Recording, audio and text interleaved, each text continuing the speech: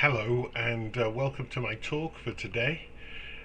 It's uh, it's very humid today, so I cut the lawn this morning, and now I'm here.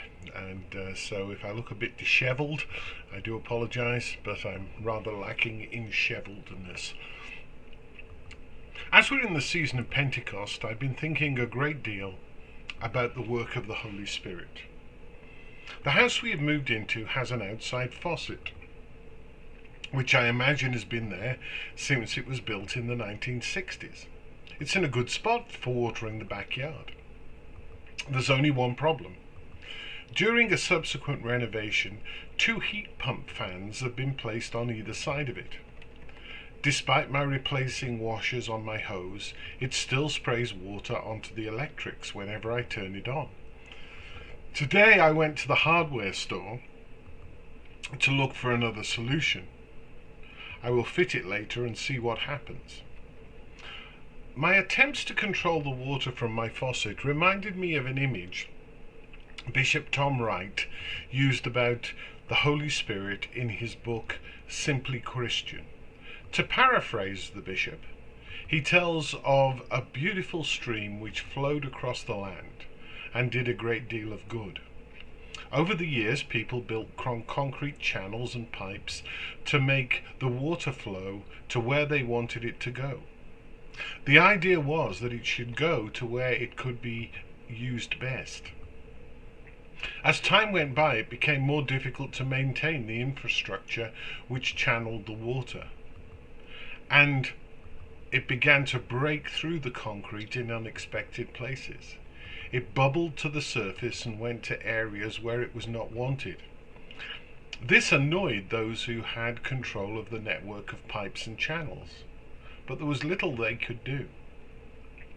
Wright's point is that we're in a new era where the Spirit of God will not be contained by our ways of doing things. The Spirit will flow where the Spirit will flow. The question which arises for me is, am I ready to allow the Spirit to flow, or do I want to try to contain the Spirit in existing channels, even though they are more and more difficult to maintain? The issue is that I know the present infrastructure. It makes sense to me. Surely with a patch here and a repair there, things can be put right. I'm not so sure.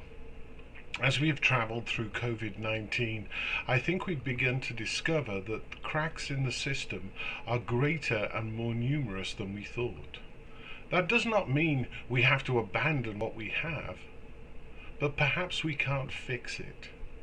We have to allow the water to escape and flow where it will, as well as drinking from what we have in our pipes.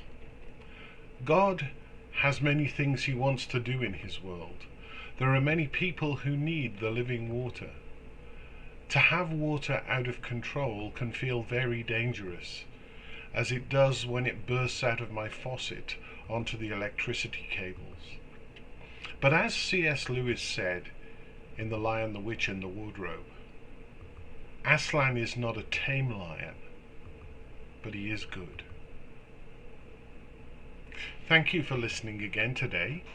I trust that you're having a good day. There will be a litany tonight at 6 o'clock, and I also hope that tomorrow, as we gather for worship in different ways across the diocese, that each of us will be blessed by God.